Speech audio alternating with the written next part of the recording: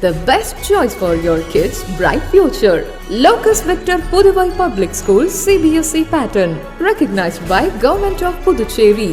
Our features: creating English atmosphere and providing quality education, personal care for slow learners, flexible and affordable sessions, excellent security system, French and Hindi for all classes, NEET, IIT and JEE coaching from class 6, vast playground, Panchakshala classes for self-defense, music and dance classes, transport facility around Pondicherry, 50% fee concession for siblings and also for second admission. Admission is going on for all classes. We provide best academic, culturals and sports. Locus Victor Puduvai Public School, opposite to Ajfan Dates and Nuts, ECR Main Road, Puducherry. For admission call 9629218393 and 9791794865.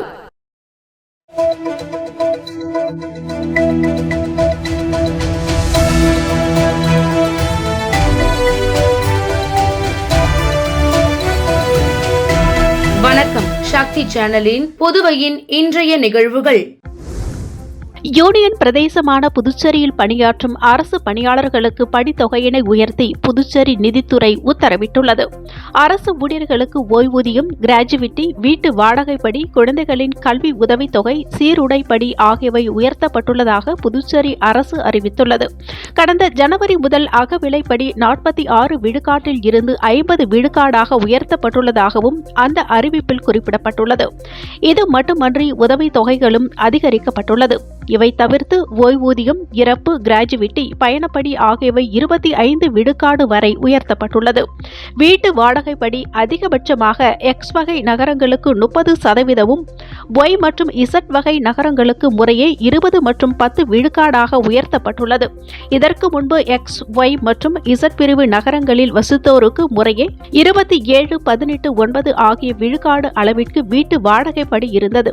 குழந்தைகளுக்கான கல்வி உதவித்தொகை மற்றும் சீருடைப்படி ஆகியவையும் 25 விழுக்காடு வரை உயர்த்தப்பட்டுள்ளதாக நிதித்துறை செயலாளர் சிவகுமார் வெளியிட்டுள்ள அறிக்கையில் தெரிவிக்கப்பட்டுள்ளது.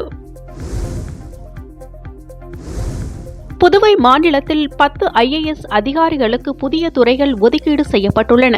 புதுச்சேரி துணைநிலை ஆளுநர் CP ராதாகிருஷ்ணன் உத்தரவின் பேரில் தலைமை செயலர் சரத் சௌஹான் வெளியிட்டுள்ள உத்தரவில், அரசு செயலர் பத்மா ஜெய்ஸ்வாலுக்கு முப்படை நலத்துறை, சுதந்திர போராட்ட வீரர்கள் பிரிவு, எழுதுபொருள் அச்சுத்துறை, ராஜீவிற்கு வேளாண், கால்நடை, சுகாதாரம், தொழிலாளர் நலத்துறை, ஆஷிஷ் மாதவ் ராவ் மோராவிற்கு வளர்ச்சி ஆணையர், நிதி, துறைமுகம், வருவாய், கலால் ஆணையர், நிவாரணம் மற்றும் மீட்பு துறைகள் ஆகியவையும், அரசு செயலர் முத்தம்மாவிற்கு திட்டம் மற்றும் ஆராய்ச்சி, போக்குவரத்து, மின்துறை, குடிமைப்பொருள் வழங்கல், சமூக நலம், குழந்தைகள், மகளிர் மேம்பாட்டு, பிற்படுத்தப்பட்டோர், சிறுபான்மையினர், ஆதி திராவிடர், அரசு செயலர் முத்தம்மாவிற்கு திட்டம் மற்றும் ஆராய்ச்சி, போக்குவரத்து, மின்துறை, குடிமைப்பொருள் வழங்கல், சமூக நலம், குழந்தைகள், மகளிர் மேம்பாடு, பிற்படுத்தப்பட்டோர், சிறுபான்மையினர், ஆதி திராவிடர் நலன், பான்கேர் ஆகிய துறைகளும் கூடுதலாக உள்ளாட்சித்துறையும் கவனிப்பார் என அறிவிக்கப்பட்டுள்ளது.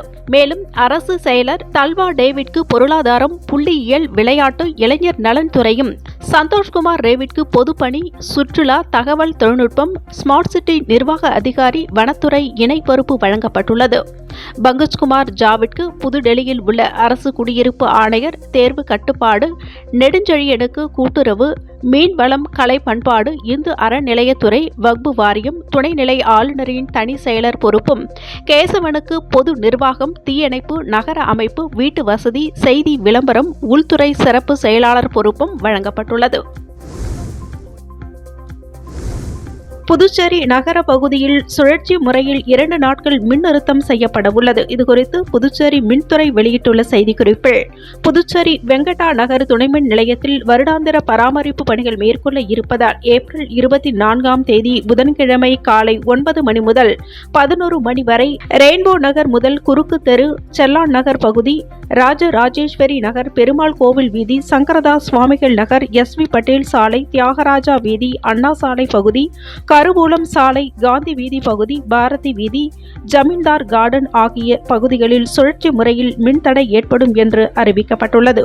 இதேபோல் காலை 11 மணி முதல் மதியம் 1 மணி வரை கோவிந்த சாலை, குமரகுரு பள்ளம், செல்லான் நகர், ராஜராஜேஸ்வரி நகர், காமராஜர் நகர் பகுதி, ஈஸ்வரன் கோவில் வீதி, முத்து மாரியம்மன் கோவில் வீதி, அரவிந்தர் வீதி, பாரதி வீதி, நேரு வீதி, வைஷ்யால் வீதி, காமாட்சியம்மன் கோவில் வீதி, நெல்லுமண்டி SS பிள்ளை வீதி ஆகிய பகுதிகளிலும் இதேபோல் பிற்பகல் 2 மணி முதல் மாலை 4 மணி வரை ஒயிட்டவுன் வடக்கு பகுதி, மார்டின் வீதி, ஆம்பூர் சாலை, செஞ்சி சாலை பகுதி ஆகிய பகுதிகளில் சுழற்சி முறையில் மின்தடை ஏற்படும் என்று மின்துறை அறிவித்துள்ளது.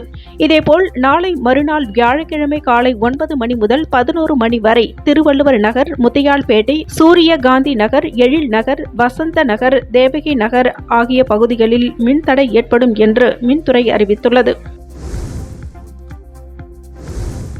புதுச்சேரி பெரியார் நகரில் அமைந்துள்ள கங்கையம்மன் கோவில் பால்குட ஊர்வலத்தில் பெயிண்டர் கொலை செய்யப்பட்ட சம்பவம் பரபரப்பை ஏற்படுத்தியுள்ளது. இது தொடர்பாக தப்பி ஓடிய 5 பேர் கொண்ட கும்பலை காவல்துறையினர் தேடி வருகின்றனர். புதுச்சேரி பெரியார் நகர் பகுதியைச் சேர்ந்தவர் ருத்ரேஷ். பெரியார் நகர் கங்கையம்மன் கோவில் பால்குட ஊர்வலம் இன்று நடைபெற்றது. ஊர்வலம் முடிந்து அபிஷேகத்திற்காக திரளான பக்தர்கள் கோவிலில் திரண்டு இருந்தனர். அப்பொழுது அங்கு வந்த 5 பேர் கொண்ட கும்பல் ருத்ரேஷை சரமாரியாக குத்தியது. இதில் சம்பவ இடத்தில் ரத்த வெள்ளத்தில் மயங்கி விழுந்த ருத்ரேஷ் துடிதுடித்து இறந்து போனார். இதுகுறித்து தகவல் அறிந்தவுடன் உருளையன்பேட்டை காவல்துறையினர் விரைந்து சென்று உடலை கைப்பற்றி பிரேத பரிசோதனைக்காக கதிர்காமம் அரசு மருத்துவமனைக்கு அனுப்பி வைத்தனர்.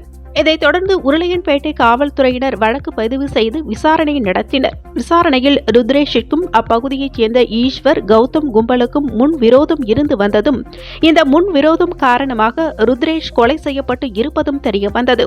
தப்பி ஓடிய குற்றவாளிகளை தனிப்படை காவல்துறையினர் தேடி வருகின்றனர். புதுச்சேரியில் மதுபான கடைகளின் விற்பனை நேர கட்டுப்பாட்டை வாபஸ் பெற கலால்துறை தேர்தல் துறைக்கு கோப்பு அனுப்பியுள்ளது. புதுச்சேரியில் மதுபான கடைகள் காலை 8 மணிக்கு திறக்கப்பட்டு இரவு 11 மணி வரை விற்பனை நடைபெறும். சுற்றுலா பிரிவின் கீழ் உள்ள மதுபான கடைகள் நள்ளிரவு 12 மணி வரை மது விநியோகம் செய்வர். இந்நிலையில் கடந்த மார்ச் 16ஆம் தேதி மக்களவை தேர்தல் தேதி அறிவிக்கப்பட்டது. அன்று முதல் மதுபான கடைகள் இரவு 10 மணிக்கு மூட தேர்தல் துறை உத்தரவிட்டது. ஆனால் இரவு 9:30 மணிக்கே மதுபான கடைகள் மூடப்பட்டது. இதனால் வழக்கமான வியாபாரம் நடைபெறவில்லை என மதுபான கடை உரிமையாளர்கள் வருத்தம் தெரிவித்தனர். தேர்தல் ஓட்டுப்பதிவு கடந்த 19ஆம் தேதி நடைபெற்று முடிந்தது. தேர்தல் பறக்கும் படைகள், சோதனை சாவடி கண்காணிப்பு குழுக்கள் கலைக்கப்பட்டது. ஆனால் மதுபான கடை விற்பனை நேரம் குறைப்பு ரத்து செய்யப்படவில்லை. புதுச்சேரி வருவாயில் மதுபான விற்பனை மூலம் கிடைக்கும் வரிக்கு தனி இடம் உண்டு. இதனால் மதுபான கடைகளின் விற்பனை நேரத்தை பழையபடி அறிவிக்கவும், தேர்தல் நேரத்தில் அறிவிக்கப்பட்ட நேர கட்டுப்பாட்டை வாபஸ் பெற தேர்தல் துறைக்கு கலால்துறை கோப்பு அனுப்பியுள்ளது. ஓரிரு நாட்களில் கோரிக்கை மீது பரிசீலனை செய்து அறிவிப்பு வெளியாக வாய்ப்பு உள்ளதாக கூறப்படுகிறது. புதுச்சேரி செந்தாமரை நகர பகுதியில் அமைந்துள்ள ஸ்ரீ விஜய கணபதி திருக்கோவிலில் 27ஆம் ஆண்டு நிறைவு விழாவையொட்டி சிறப்பு பூஜைகள் நடைபெற்றது. புதுச்சேரி செந்தாமரை நகர் பகுதியில் அமைந்துள்ளது ஸ்ரீ விஜய கணபதி திருக்கோவில். இந்த திருக்கோவிலில் எழுந்தருளி உள்ள கணபதிக்கு 27ஆம் ஆண்டு நிறைவு விழாவையொட்டி சிறப்பு அபிஷேகம் செய்யப்பட்டு மஞ்சள் காப்பு அலங்காரம் செய்யப்பட்டது. இதைத் தொடர்ந்து உற்சவருக்கு பல்வேறு ஆபரணங்கள் கொண்டும் மலர்கள் கொண்டும் சிறப்பு அலங்காரம் செய்யப்பட்டு மகா தீபாராதனை காண்பிக்கப்பட்டது.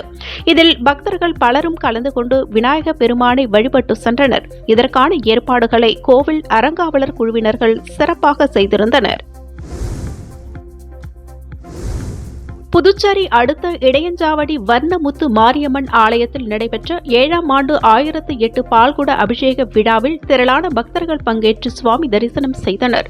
புதுச்சேரி அடுத்த இடையஞ்சாவடி கிராமத்தில் எழுந்தருளி உள்ள ஸ்ரீ வர்ணமுத்து மாரியம்மன் ஆலயத்தில் சித்ரா பௌர்ணமியினை முன்னிட்டு நடைபெற்ற 7ஆம் ஆண்டு பால்குட அபிஷேக விழாவில் வர்ணமுத்து மாரியம்மனுக்கு 1008 பால்குட அபிஷேகம் செய்யப்பட்டது. முன்னதாக இடையஞ்சாவடி கிராமத்தில் அமைந்துள்ள ஸ்ரீ பாலசுந்தர விநாயகர் ஆலயத்தில் சிறப்பு பூஜைகள் செய்யப்பட்டு பின்பு விநாயகர் கோவிலில் இருந்து முக்கிய வீதிகள் மற்றும் மாட வீதிகளின் வழியாக பால்குட ஊர்வலம் நடைபெற்றது. இதில் திரளான பக்தர்கள் கலந்து கொண்டு வர்ணமுத்து மாரியம்மனுக்கு பால் அபிஷேகம் செய்து சுவாமி தரிசனம் செய்தனர். நல்லாத்தூர் மணவெளி கிராமத்தில் சித்தி புத்தி விநாயகர் திருக்கல்யாணம் மற்றும் பூரணி பொருட்களை ஐயனார் திருக்கல்யாணம் ஆகியவை சிறப்பான முறையில் நடைபெற்றது. நல்லாத்தூர் மணவெளியில் அமைந்துள்ள முத்து மாரியம்மன் ஐயனார் ஆலயத்தில் 32ஆம் ஆண்டு சடல் உற்சவம் மற்றும் பூரணி பொருட்களை ஐயனார் சித்தி புத்தி விநாயகர் திருக்கல்யாணம் விமர்சையாக நடைபெற்றது. முன்னதாக விழாவானது சித்திரை 1ஆம் தேதி கொடி ஏற்றத்துடன் தொடங்கியது. இதைத் தொடர்ந்து அம்மனுக்கு சாகை வார்த்தல் நிகழ்ச்சி நடைபெற்றது. விழாவின் முக்கிய நிகழ்ச்சியாக திருக்கல்யாணத்திற்கு தட்டு வரிசை கொண்டு வருதல், பூணூல் மாற்றுதல், ஹோமம் வளர்த்தல் ஆகியவை நடைபெற்றது. பின்னர் மணக்கோலத்தில் விநாயகர் மற்றும் ஐயனார் அலங்கரிக்கப்பட்டு சித்தி புத்தி ஆகியோரோடு விநாயகர் திருக்கல்யாணமும் பூரணி பொருட்களை துணவியாரோடு ஐயனார் திருக்கல்யாணமும் நடைபெற்றது. நிகழ்ச்சியில் நல்லாத்தூர் மணவெளி மற்றும் ஏம்பலம் கிராம மக்கள் பங்கேற்று திருக்கல்யாணத்தை கண்டு களித்தனர். திருக்கல்யாணத்தில் பங்கேற்ற அனைவருக்கும் அன்னதானம் வழங்கப்பட்டது. விழாவிற்கான ஏற்பாடுகளை கோவில் அறங்காவலர் குழுவினர் மற்றும் பொதுமக்கள் செய்திருந்தனர். சேலத்தில் இருந்து சென்னைக்கு பிற்பகலில் இயக்கப்பட்டு வந்த விமான சேவை ரத்து செய்யப்பட்டு மாலை நேரத்திற்கு மாற்றப்பட்டுள்ளது. சென்னை சேலம் சென்னை இடையே விமானம் இயக்கப்பட்டு வருகிறது. சென்னை விமான நிலையத்தில் இருந்து காலை 10:35 மணிக்கு புறப்படும் இண்டிகோ ஏர்லைன்ஸ் பயணிகள் விமானம் பகல் 11:40 மணிக்கு சேலம் சென்றடையும். அந்த விமானம் மீண்டும் பிற்பகல் 12:40 மணிக்கு சேலத்தில் இருந்து புறப்பட்டு பகல் 1:50 மணிக்கு சென்னை வந்தடையும். இந்த விமானத்தில் பயணிகள் கூட்டம் அதிகமாக இருப்பதால் சென்னை சேலம் சென்னை இடையே விமான சேவையினை அதிகரிக்க வேண்டும் என்று பயணிகள் கோரிக்கை விடுத்து வந்தனர். இந்நிலையில் சேலத்தில் இருந்து பகல் 12:40 மணிக்கு சென்னைக்கு புறப்படும் விமானத்தின் நேரம் மாற்றி அமைக்கப்பட்டுள்ளது. அதன்படி சேலத்தில் இருந்து மாலை 5 மணிக்கு புறப்படும் விமானம் மாலை 6 மணிக்கு சென்னை வருகிறது. சென்னை சேலம் சென்னை இடையே கூடுதல் விமான சேவையினை பயணிகள் கேட்டிருந்த நிலையில் சேலம் சென்னை இடையே பிற்பகலில் இயக்கப்பட்டு வந்த விமான சேவையினை ரத்து செய்துவிட்டு அந்த சேவையினை மாலை நேரத்திற்கு மாற்றியிருப்பது பயணிகளை அதிர்ச்சியடைய செய்துள்ளது. உலகிலேயே ஐரோப்பா மிக வேகமாக வெப்பமடையும் கண்டமாக மாறி வருவதாக ஆய்வறிக்கை ஒன்று தெரிவிக்கிறது. ஐரோப்பிய கண்டத்தின் வெப்பம் சர்வதேச சராசரியை விட 2 மடங்கு வேகமாக அதிகரித்து வருவதாக ஆராய்ச்சியாளர்கள் கூறுகின்றனர். இது மனிதர்களின் உடல் நலன், பனிப்பாறை உருகுதல், பொருளாதார நடவடிக்கைகளின் கடும் தாக்கத்தை ஏற்படுத்தும் என்றும் அந்த அறிக்கை எச்சரிக்கிறது. ஐநாவின் உலக வானிலை மையம் மற்றும் ஐரோப்பிய யூனியனில் காலநிலை முகமை இணைந்து வெளியிட்டுள்ள கூட்டறிக்கையில்தான் இந்த அதிர்ச்சி தகவல் இடம்பெற்றுள்ளது. இதனால் ஐரோப்பிய கண்டத்தில் உள்ள நாடுகள் புதுப்பிக்கத்தக்க எரிசக்தியினை நோக்கி நகர்வை துரிதப்படுத்தினால் இந்த அபாயத்தில் இருந்து தற்காத்துக் கொள்ளலாம் என்றும் ஆலோசனை வழங்கியுள்ளது. ஐரோப்பிய கண்டம் கடந்த ஆண்டு தனது தேவையில் 43% மின்சாரத்தை புதுப்பிக்கத்தக்க எரிசக்தி மூலம் உருவாக்கியுள்ளது. இது அதற்கு முந்தைய ஆண்டில் 36%ஆகவே இருந்தது என்ற தகவலும் அறிக்கையில் இடம்பெற்றுள்ளது குறிப்பிடத்தக்கது. IPL தொடரில் ராயல் சேலஞ்சர்ஸ் பெங்களூர் அணியின் நட்சத்திர பேட்ஸ்மேனான விராட் கோலிக்கு போட்டியின் ஊதியத்தில் இருந்து 50% அபராதம் விதிக்கப்பட்டுள்ளது. IPL தொடரில் நேற்று முன்தினம் கொல்கத்தா ஈடன் கார்டன் மைதானத்தில் Royal Challengers Bangalore Kolkata Knight Riders அணிகள் மோதின. இதில் 223 ரன்கள் இலக்கை துரத்திய பெங்களூர் அணி 1 ரன் வித்தியாசத்தில் போராடி தோல்வி அடைந்தது. அந்த ஆட்டத்தில் பெங்களூர் அணியின் தொடக்க வீரரான விராட் கோலி ஹர்ஷித் ராணா இடுப்பு உயரத்திற்கு ஃபுட்டாஸாக வீசிய பந்தை அடித்த நிலையில் அது ஹர்ஷித் ராணாவிடமே கேட்ச் ஆனது. இது நோ பால் என பெங்களூர் அணி தரப்பில் முறையிடப்பட்டது. ஆனால் இதை ஹவாங் ஐ தொழில்நுட்பத்துடன் ஆய்வு செய்த 3வது நடுவர் கோலி அவுட் என அறிவித்தார். இதனால் விரக்தி அடைந்த கோலி கள நடுவர்களிடம் வாக்குவாதம் செய்தார். அப்பொழுது எந்த முறையில் அவுட் கொடுக்கப்பட்டது என கள நடுவர்கள் விளக்கம் அளித்தனர். இதன் பின்னரே விராட் கோலி களத்தில் இருந்து வெளியேற்றினார். இந்நிலையில் விராட் கோலி நடத்தை விதிமுறைகளை மீறியதாக போட்டியின் ஊதியத்தில் 50% அபராதமாக விதித்து உத்தரவிட்டுள்ளது IPL நிர்வாகம். இத்துடன் சக்தி சேனலின் புதுவையின் இன்றைய நிகழ்வுகள் முடிவடைகின்றன. வணக்கம். உங்கள் சக்தி சேனலின் புதுவையின் அன்றாட நிகழ்வுகளை உடனுக்குடன் தெரிந்து கொள்ள சக்தி சேனல் புதுச்சேரி யூடியூப் சேனலை சப்ஸ்கிரைப் செய்து கொள்ளுங்கள். மறக்காமல் பெல் பட்டனையும் கிளிக் பண்ணுங்க, ஷேர் பண்ணுங்க, லைக் பண்ணுங்க. உங்கள் சக்தி சேனல்.